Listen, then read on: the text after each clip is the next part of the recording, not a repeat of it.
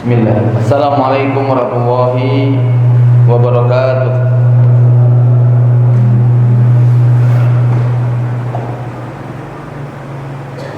Innal hamdalillah nahmaduhu wa nasta'inuhu wa nastahdihi wa natubu ilaihi wa na'udzu billahi min shururi anfusina wa sayyiati a'malina.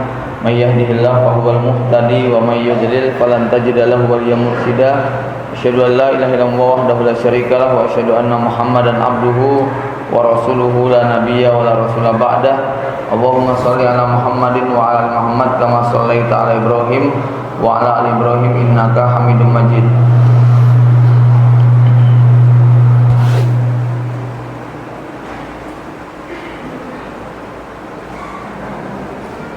Usikum wa iya nafsi bitaqwallah faqad fazal mu'minul muttaqun wa usikum wa iya nafsi bi syukrillah fa innahu yaqulu la in syakartum la azidannakum wa la in kafartum inna adzabi lasyadid wa usikum wa iya nafsi bi dzikrillah ala dzikrillah tatma'innul qulub.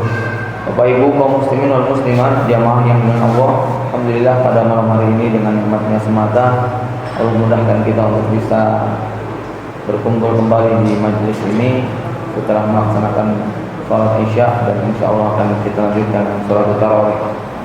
Salawat serta salam semoga senantiasa tercurah kepada Nabi Muhammad sallallahu alaihi wasallam, kepada keluarga, kerabat, sahabat dan orang-orang yang setia mengikuti jejaknya sampai hari kiamat. Jamaah yang dimuliakan Allah, satu pembahasan tentang bulan Ramadan yang barangkali banyak maksud saya tidak pernah atau sangat jarang sekali disentuh oleh para pembicara adalah ketika menghubungkan antara Ramadan dengan fenomena akhir zaman. Memang tidak banyak riwayat yang secara khusus atau bahkan dikatakan tidak ada riwayat sahih yang secara khusus mengkaitkan antara Ramadan dengan nubuat Rasulullah SAW seputar akhir zaman. Tetapi ada satu riwayat yang dimuat di dalam Kitabul Fitan dari Imam Nu'aim bin Hammad yang dinisbatkan kepada sahabat Ibnu Mas'ud, di mana Rasulullah SAW bersabda,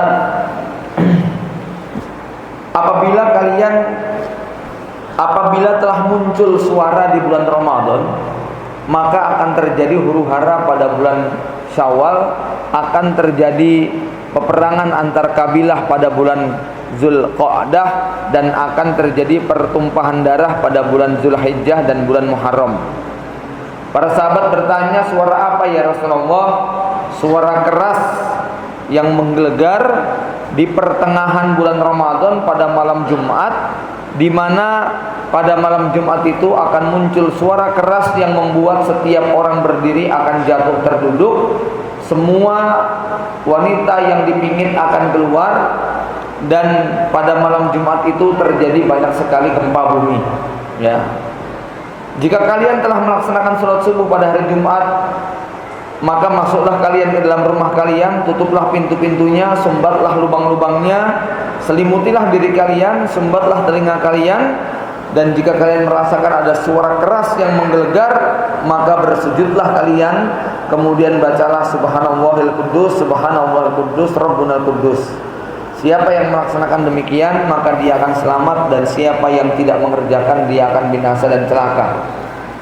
Hadis ini 10 tahun yang silam cukup menjadi bahan pembicaraan ketika muncul sebuah buku yang berjudul Harmajidun Akhirul Bayan ya Ummatul Islam, yang kemudian diterjemahkan menjadi huru-hara akhir zaman.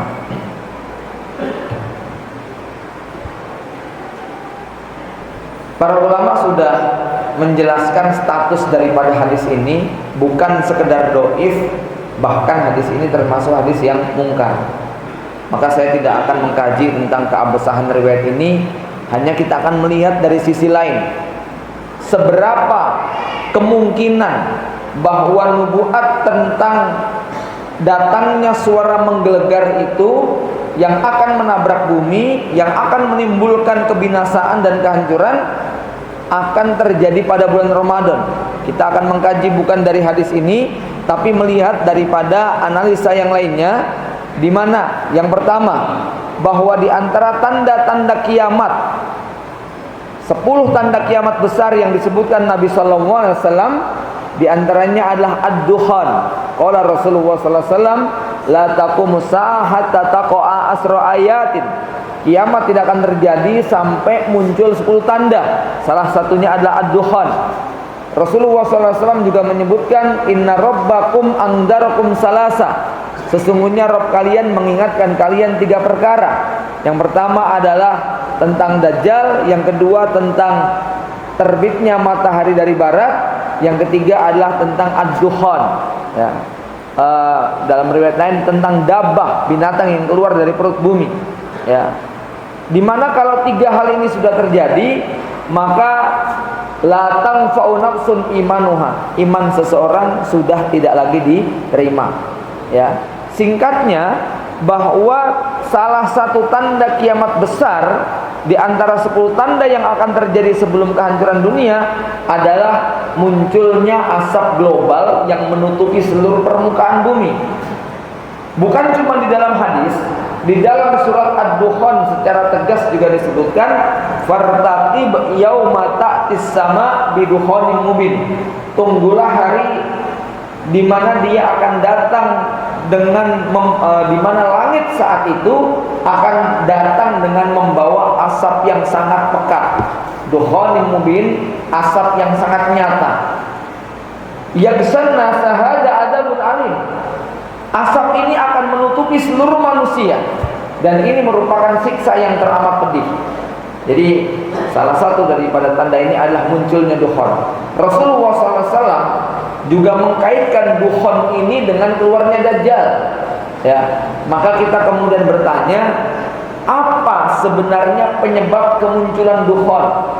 Dan dukhan yang oleh Nabi SAW sebutkan ini bukan sembarang dukhan, tetapi dukhan yang cerdas, dukhan yang bisa tebang pilih, dukhan yang bisa membeda-bedakan calon korban. Di mana Nabi SAW menyebutkan, kalau dukhan ini menimpa kepada orang kafir, dampaknya kulit dia akan bengkak-bengkak, wajahnya akan melepuh, kulitnya melepuh, wajahnya bengkak-bengkak, kemudian mengeluarkan cairan dari matanya, dari telinga dan dari duburnya akan mengeluarkan asap. Dan ini merupakan siksaan yang sangat berat, sehingga orang-orang kafir mengatakan, Rabbana kshif annal adzaba inna muqinun. Ya Allah, wahai Tuhan kami, ya, mereka menyebutkan Rabbana kshif annal adzab, singkirkan siksa dan petaka ini dari kami, ya. Kami sekarang termasuk yang yakin dan beriman. Jamaah yang dimuliakan Allah, adapun kalau asap ini menimpa kepada orang beriman, kata Nabi SAW, maka dampaknya hanya seperti kena gejala demam, agak pilek, tapi setelah itu kembali normal. Inilah bedanya efek yang ditimbulkan dari asap tadi. Sebagaimana kita ketahui bahwa semua bencana alam itu tidak tebang pilih. Gempa bumi tidak bisa membedakan mana yang telanjang, mana yang jilbaban. Banjir tsunami juga tidak bisa membedakan mana yang tatoan, mana yang jenggotan, ya. Tetapi asap ini dia bisa memilih mana yang beriman, mana yang kufur. Pertanyaannya, apa yang menjadi penyebab daripada kemunculan asap ini? Kalau kita lihat, asap itu bisa muncul dari banyak hal. Dari kebakaran hutan, dari kendaraan bermotor, cerobong pabrik yang punya cerobong asap, atau karena letusan gunung berapi, atau karena seperti kerusakan pada reaktor nuklir pada kasus Chernobyl di Rusia misalnya, ya.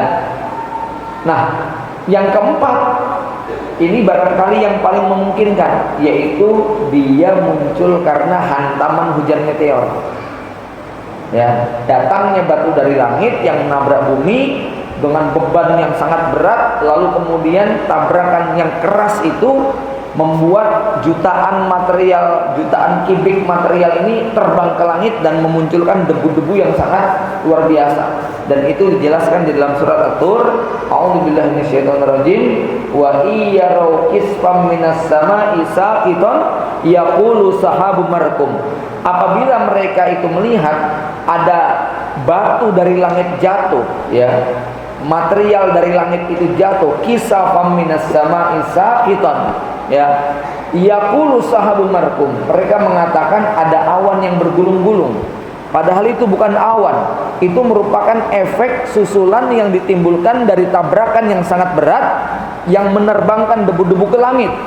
Kalau kita pernah nonton film Hiroshima Nagasaki misalnya, Bagaimana ketika little bomb itu kemudian menghancurkan Hiroshima, maka muncul awan cendawan yang sangat besar yang menutupi seluruh manusia. Ya, jamaah yang dimuliakan Allah, ternyata ancaman hujan batu ini bukan cuma disebutkan di dalam Al-Quran. Ada banyak ayat yang menyebutkan tentang ancaman hujan batu dari langit, ya. Di antaranya ayat surat At-Tur tadi, juga seperti yang termuat di dalam surah Al-Mulk, am amintum man fis samai ayyursila alaikum hasiba fasata'lamuna kaifa nadir, ya. Kemudian orang-orang kafir itu seringkali kalau mengancam Nabi dan Rasul, menentang mereka, sering menggunakan kata-kata askit alaina kisafa minas sama, ya. Kalau kalian memang benar, kalau kamu memang membawa bukti yang benar, coba suruh Tuhan kamu itu menghujani kami dengan hujan batu dari langit, ya. Jadi ini jelas sekali dalam Al-Quran.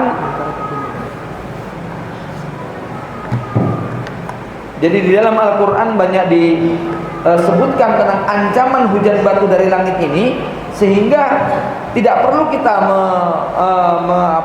meyakini dengan analisa-analisa para ilmuwan.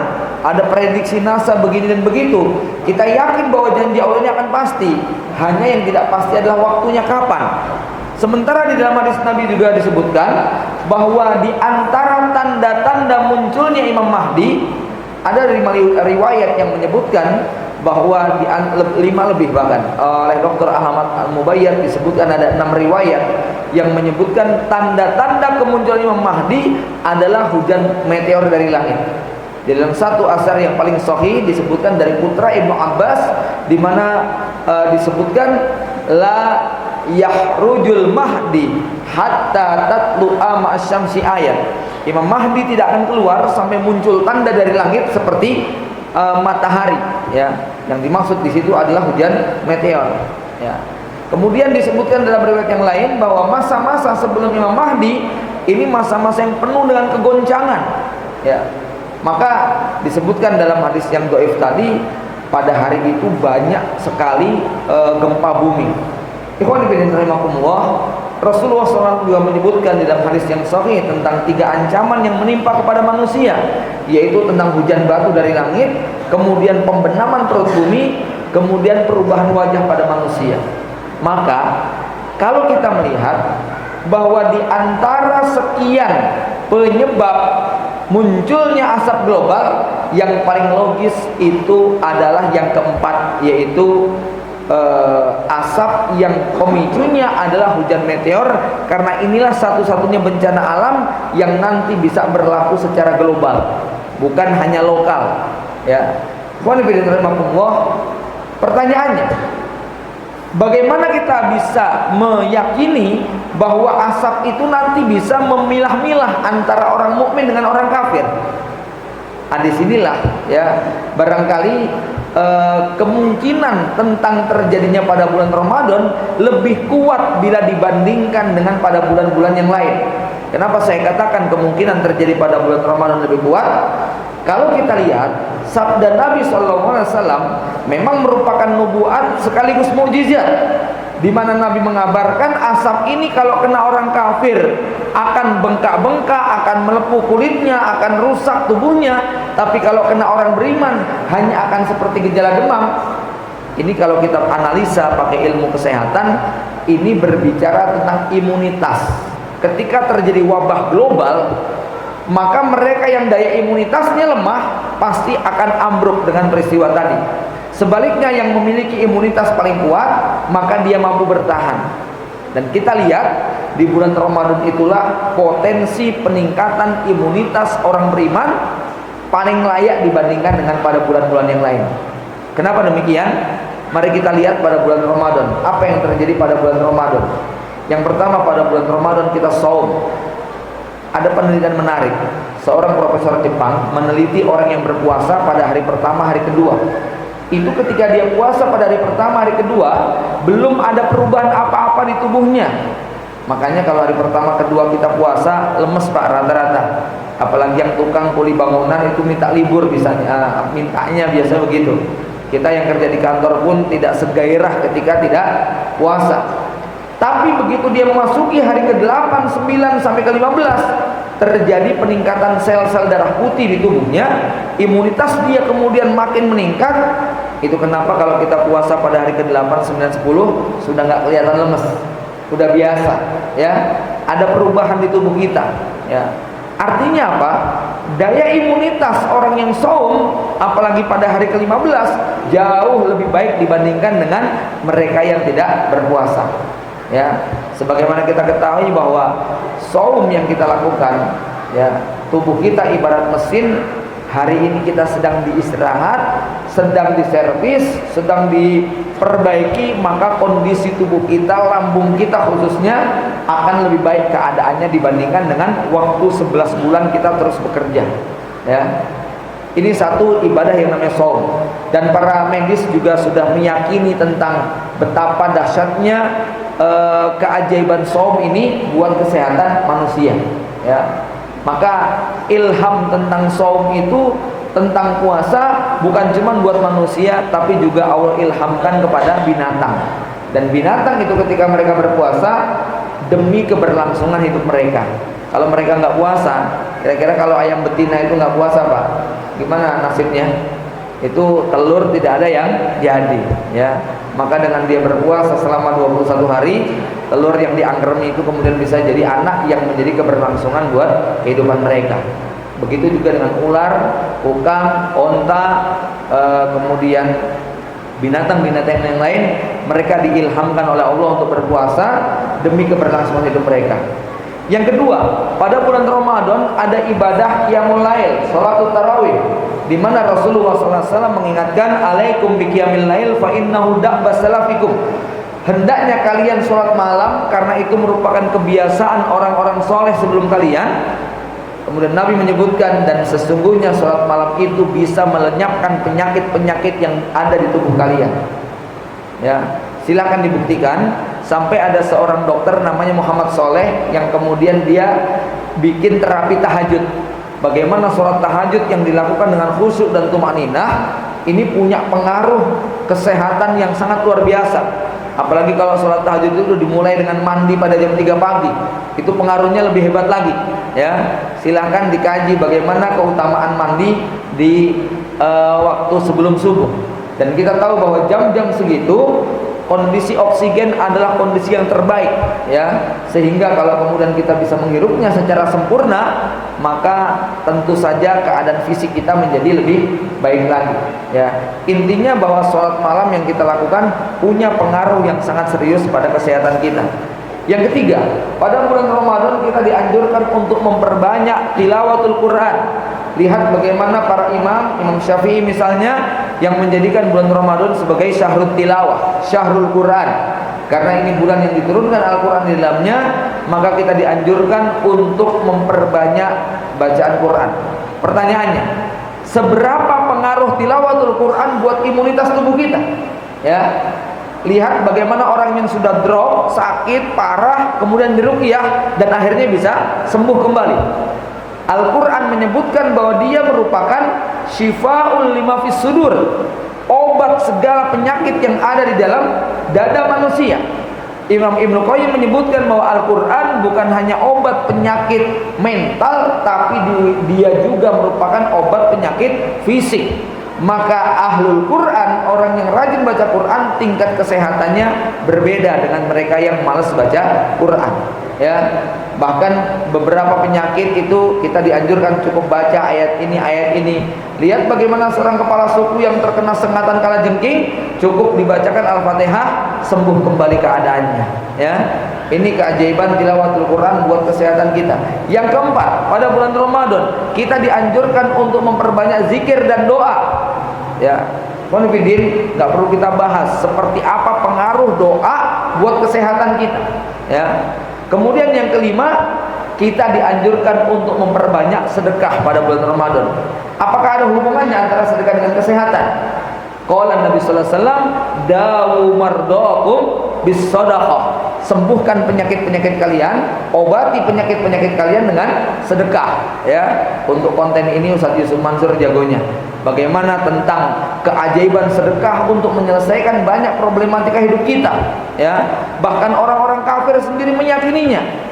Oprah Winfrey, seorang presenter Amerika, dia pernah mengundang sejumlah pemirsa, bertanya kepada mereka apa agenda liburan mereka. Diceritakan bahwa dalam musim liburan mereka biasa jalan-jalan ke mall, ke pusat hiburan, ke wahana permainan dan sebagainya. Lalu pada liburan bulan depan mereka diminta untuk berkunjung ke panti asuhan, panti jompo, mengunjungi anak yatim, fakir miskin dan berbagi di sana. Lalu bulan depan mereka diundang kembali, ditanya tentang pengalamannya. Hampir 90% mengatakan, kami belum pernah merasakan kebahagiaan dalam mengisi liburan kami. Suasana yang menggembirakan hati kami melebihi liburan kemarin. Artinya ahlus shadaqah ini juga memiliki tingkat imunitas kesehatan, kegembiraan yang luar biasa. 5 amalan ini minimal, masih banyak amalan-amalan yang lain, punya daya imunitas yang sangat luar biasa buat kesehatan kita, ya. Yang seandainya bencana asap global, kita meyakini bahwa hujan meteor itu pasti akan datang, ya. Dan Nabi menyebutkan pengaruhnya berbeda buat orang mukmin, buat orang kafir. Maka wallahu a'lam bishawab, kita menduga, ya, kemungkinan yang paling logis pengaruh hujan meteor itu akan memiliki dampak yang berbeda kalau terjadi pada bulan Ramadan. Kenapa? Karena pada bulan Ramadan kondisi fisik kaum muslimin dalam keadaan yang paling baik, dengan sedekah, dengan sholat, dengan zikir, doa, dengan qiyamul lail, dengan saum Ramadan tadi.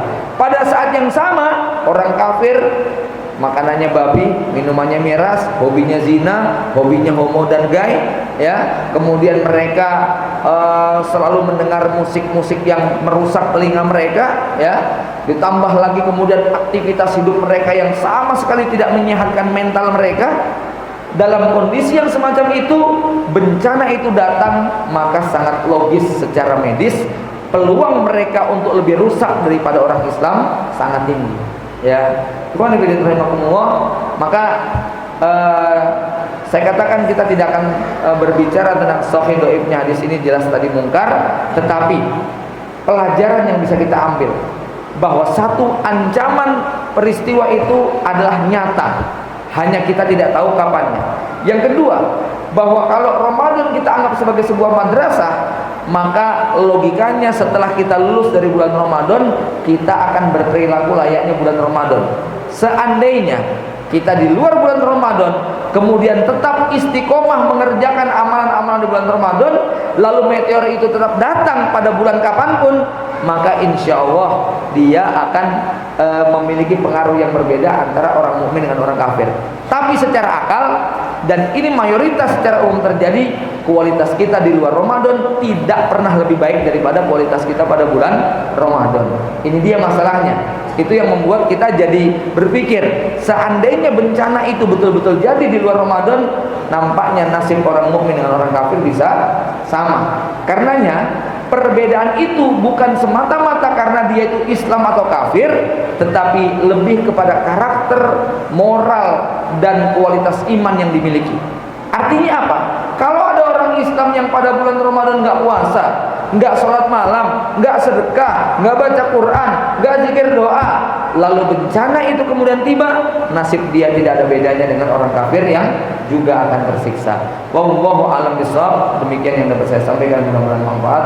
Aqulu qouli hadza. Assalamualaikum warahmatullahi wabarakatuh.